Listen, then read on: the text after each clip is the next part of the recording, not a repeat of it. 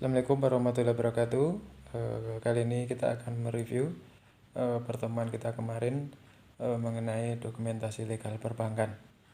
Jadi, kapan legal atau legal officer itu diperlukan di suatu bank? Kita tahu bahwa proses di perbankan itu ada agak rumit ya. Ada proses uang masuk atau ketika nasabah menabung atau membuka deposito. Ada juga ketika bank mengeluarkan uang dalam bentuk pembiayaan atau dalam bentuk kredit. Seperti kita tahu bahwa inti bisnis perbankan itu sebagai media pihak yang kelebihan dana dengan orang yang memerlukan dana.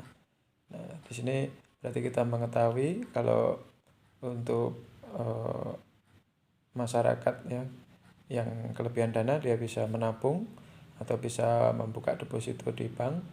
Sedangkan orang yang membutuhkan dana maka dia bisa memilih pinjam di bank konvensional atau di bank syariah ya, dengan pinjam kredit gitu ya, pinjam di bank ya, atau di lembaga pembiayaan lain. Nah, kita fokusnya di bank ya. Nah, sebenarnya kapan legal officer itu atau bagian legal itu berperan terutama dalam bidang pembukuan itu sebenarnya di bagian-bagian akhir dari proses kredit. Ya, kalau kita review yang kemarin ya bahwa peran seorang legal itu sangat diperlukan ketika dalam proses kredit, dalam proses pencairan dana, dalam proses pembiayaan ya kalau di bank syariah. Nah, kita tahu ketika orang mengajukan kredit atau mengajukan pembiayaan di bank, maka banyak sekali sebenarnya prosedur yang dilalui ya, mulai dari datang ke CS, kemudian menyerahkan dokumen-dokumen awal, kemudian CS menginput ya di sistem bank, kemudian ada namanya SID atau PI checking itu, sistem informasi debitur, apakah debitur ini memiliki pinjaman yang macet atau lancar di bank yang lain dan seterusnya. Kemudian nanti AO atau account officer mengajukan semacam proposal ya kepada komite kredit atau komite pembiayaan.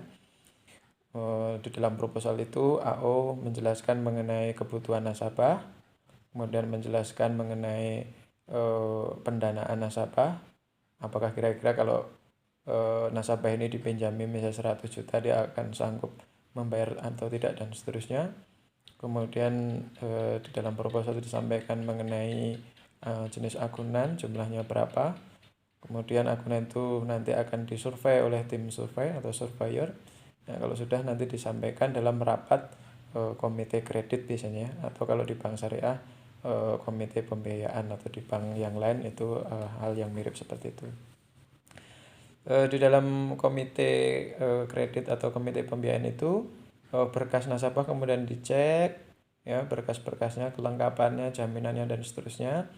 Andai kata ya rapat itu memutuskan bahwa pembiayaan itu di ACC, maka berkasnya kemudian dikirim ke bagian legal. Berkas nasabah tersebut diberikan kepada bagian legal. Biasanya bank seperti itu, tapi ini tidak semua bank ya, kira-kira tapi seperti itu. Tapi ada juga ya yang berkas itu semuanya dipegang oleh AO, karena di bank-bank tertentu tidak ada bagian legalnya. Jadi memang secara SOP masing-masing bank memiliki SOP yang berbeda-beda. Tapi kurang lebih seperti itu ya.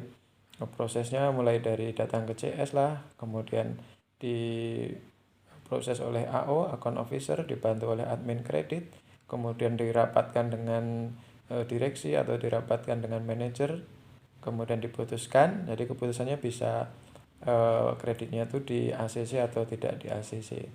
Ya, kalau tidak di ACC ya tinggal diberikan surat ya pada nasabah atau ditelepon, mohon maaf Pak, proposal Bapak atau kredit Bapak tidak bisa disetujui karena 1 dan 2 alasan. Ya, tidak perlu diceritakan lengkap ya. Misalnya Bapak karena nunggak di bank apa gitu, nggak perlu. Nah, itu kalau ditolak. Kalau kemudian di ACC ya ada beberapa bank yang memiliki bagian legal, itu berkasnya kemudian diserahkan ke bagian legal. Nah, di bagian legal ini yang harus kita kuati ya posisinya ya. Jadi di bagian legal ini ada beberapa berkas yang akan diterima oleh katakanlah dari rapat setelah rapat komite kredit itu.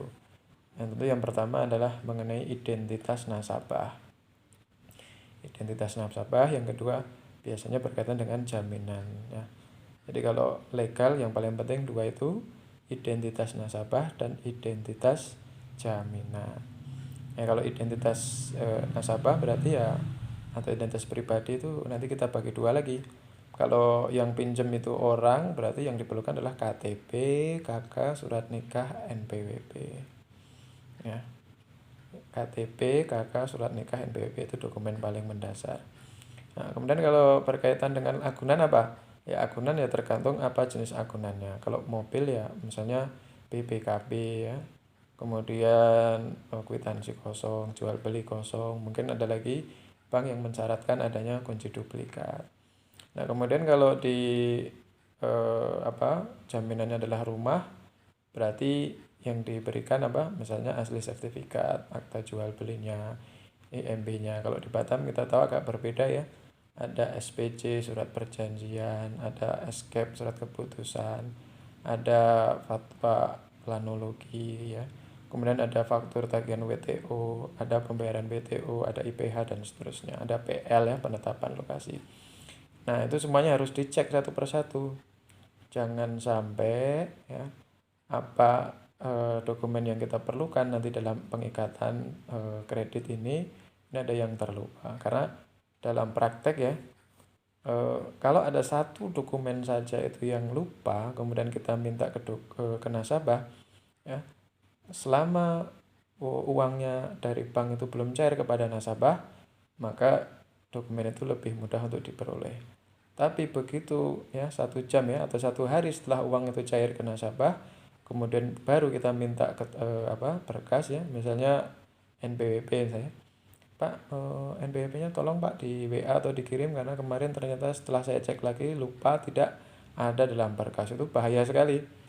Karena biasanya nasabah begitu dia sudah menerima uang ya, biasanya ya mohon maaf ini kurang agak susah ya ini diajak kerjasama dan seterusnya ya, makanya kita sebagai legal harus bisa menguatkan pihak bank ya, jangan sampai ya ketika akad itu ada berkas-berkas yang kurang, ada berkas-berkas yang tertinggal, ini jangan sampai. Jadi itu tadi ada 2 berkas ya yang sangat pokok, yaitu identitas pribadi ya dan identitas mengenai jaminan ya. Ya, kemudian langkah berikutnya apa? Ya, langkah berikutnya tentu kalau berkas-berkasnya sudah diterima oleh pihak legal, maka kemudian legal menyiapkan untuk mengikat nasabah ini dengan berbagai macam perjanjian. Ya, kita tahu perjanjian itu dibagi menjadi 2 ya, yang praktek di bank yaitu perjanjian pokok dan perjanjian mengenai penjaminan. Perjanjian pokok itu perjanjian kredit ya, kalau di bank konvensional namanya perjanjian kredit, kalau di bank syariah namanya akad pembiayaan. Nah, perjanjian kredit itu jenisnya atau namanya macam-macam. Ada KYG, kredit jasa kria, ada KPR, kredit pemilikan rumah, ada kredit pemilikan mobil, ada kredit multiguna, ada kredit urusan kur ya misalnya, kemudian ada kredit apa dan seterusnya, itu banyak sekali.